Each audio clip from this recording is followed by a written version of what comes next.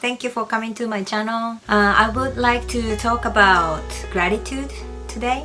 I've been talking about my 7-week resiliency workshop, and that 7-week workshop has 6 different pillars that I thought was really important to be resilient. The things that I personally felt when I was going through hardships in life, especially with my son when we were fighting cancer for about 4 years.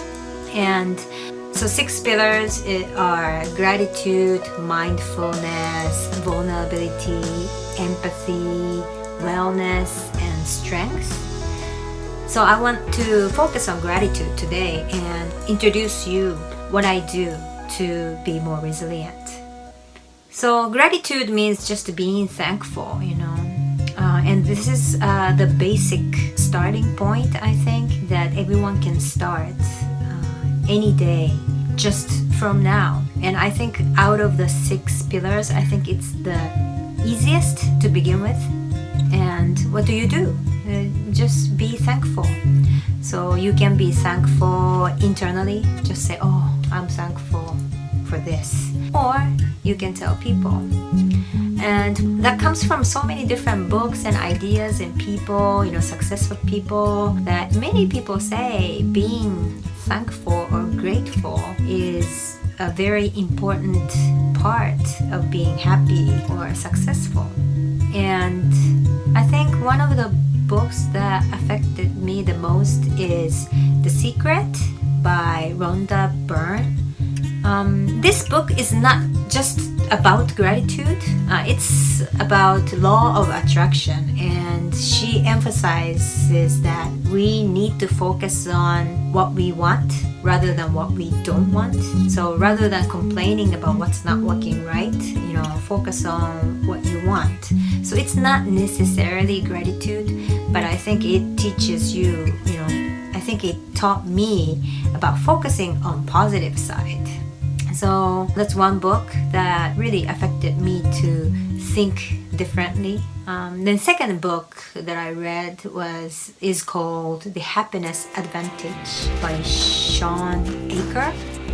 This book is about positive psychology too, how to focus on positive, Yeah, it's the same concept, a lot of people say, is the glass half full or half empty, and trying to look at it as half full is better. So reading these books, gave me the idea, no matter what I'm going through, try to look at it from positive aspect and be grateful. So what I did in my years is I kept gratitude journal. Journaling I started from when I was 13, when I started middle school. So I've been journaling on and off until right now. And at the beginning, I was just writing what happened or what I didn't like. Of course, I complain. But after learning about positive psychology or power of gratitude, I started writing positive things. And that helped. And of course, some days I just complain and I put all the negative feelings on my journals. But mainly, when I try to write something, I try to write positive aspects. So what I do is I started off as I am grateful for anything. I'm grateful for being able to record my YouTube video, or I'm grateful for this nice weather today. I'm grateful for the delicious lunch that I was able to eat today. So anything is fine. And just, without being judgmental of yourself, without thinking, is this good enough or nothing, just write, because it's your journal. Nobody's gonna look at it. It's about you. So I write it. And another way I use gratitude journal is when I'm facing my fear. For example, I introduce you about some fear when I start something new, or even before doing my work, like webinar or face-to-face session, I usually get my coffee and gratitude journal and start writing before my work. It's kind of like a affirmation also. I'm grateful. I'm given this opportunity to work with this person, or I am grateful I have skills to be able to deliver webinar, or I am grateful I can speak in English. Anything is fine, and that gives me more confidence that okay, I can do this, and it's me, that's why I can do this. So I can positively look at the situation and more empowered and do the work. I feel more open, more proactive and assertive and open, understanding, flexible that way. And another time I use is when I face something I didn't like. Of course, sometimes I started off by complaining or I don't like it or all the negative feelings. But then I try to find something positive in the negative. And no matter how small it is, I try to write. And it doesn't sound true to me at that time, but it doesn't matter. Just write, I am grateful for this aspect. And so other than gratitude journal, what I do, especially with my kids, when my first son was going through the cancer treatment, before we went to bed, we shared 3 grateful things or 3 good things to each other. So I started off by saying, I am grateful this happened today. For example, I am grateful the blood test result was good today. I am grateful the traffic to the hospital wasn't too long today. Or I am grateful we were able to play together today. Anything. And when I try to talk with my kids, I try to pick the topic that's related to the kids. And I ask the kids.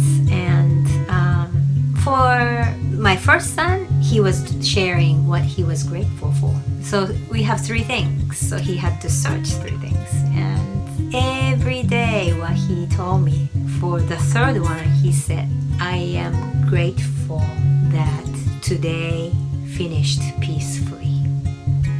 So it wasn't nothing special, you know. He didn't say, I'm grateful this happened, I'm grateful that happened. But he just simply mentioned, I am grateful today finished peacefully. And he kept saying that every day for the 3rd grateful thing. And I was like, wow, he's like a Zen monk. You know, it is simple, but it's the most important thing in life. That's what I thought, you know. More than anything, being able to spend one day peacefully is the most important thing. He kept saying every day, but again, that was something very special. Wow, being able to say this every day when you're going through chemo and when you're on wheelchair and when you have to throw up because of the chemo treatment. That is amazing. So that's something I learned by hearing what he was grateful for. And my little one, he is now 6, but you know, when we started, he was like 2-year-old, 3-year-old, and so for him, you know, I asked him to share something grateful too. But sometimes I say, you know, what good things happen to you? So he shares, you know, what kind of good things happened. You know, sometimes, something about friends, something about school, but a lot of times something about the game he play. But whatever it is, you know, I am happy to hear what he thinks was good and he was happy about.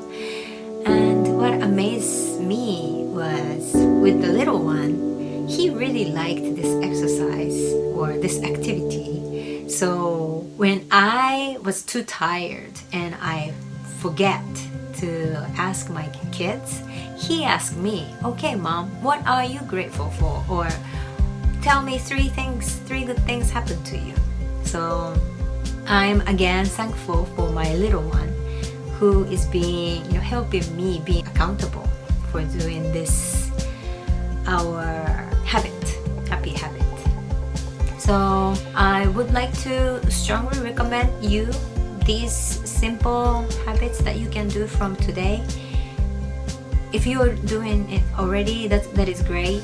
And if you never thought about it, please just think about one grateful thing a day, or one good thing happened to you that day today. Because that will make you be able to focus on other good things. And if you can be grateful for little things, you can see that your life is so much enjoyable and so precious and happy, even when you're having difficulty. So I would like you to try. And my question for you today is, what are you grateful for today? What good things happened to you today? And if you feel like, please share it with me by commenting or sending me emails or messages. I'm looking forward to hearing from you. Thank you for watching. See you next time.